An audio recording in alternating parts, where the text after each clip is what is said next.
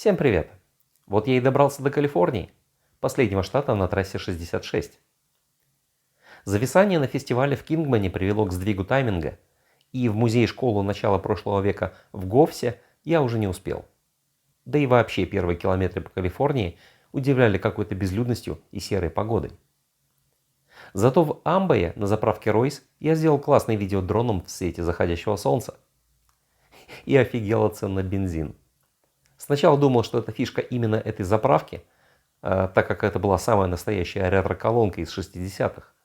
Но позже понял, что это особенность Калифорнии. Бензин минимум в 1,5 раза дороже, чем в других штатах. Мотель в Барстоу был в 130 километрах от Амбоя, а до заката оставалось совсем немного.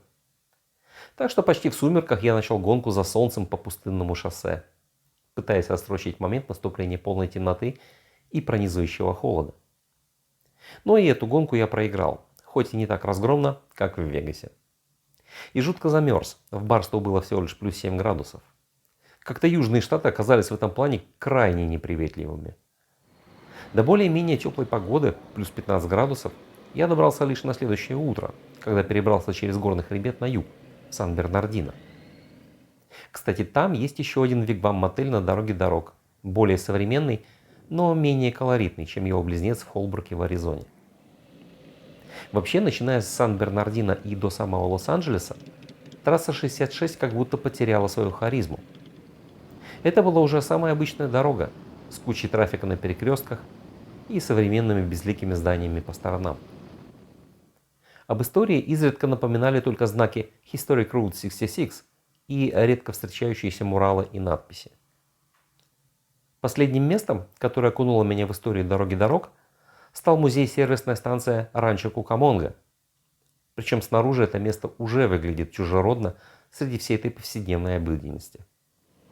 Агломерация Лос-Анджелеса поглотила историческую трассу 66 даже сильнее, чем пригороды Чикаго. Но я разбил последние километры трассы через Большой Лос-Анджелес на две части.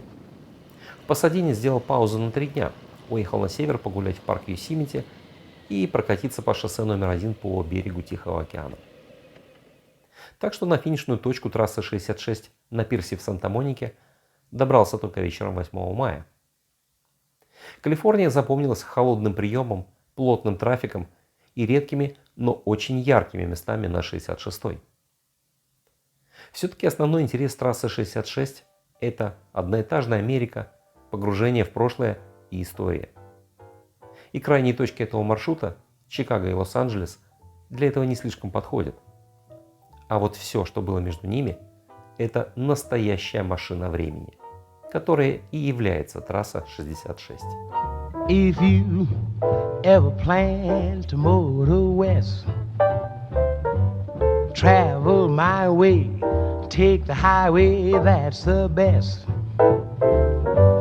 Get your kicks on Route 66.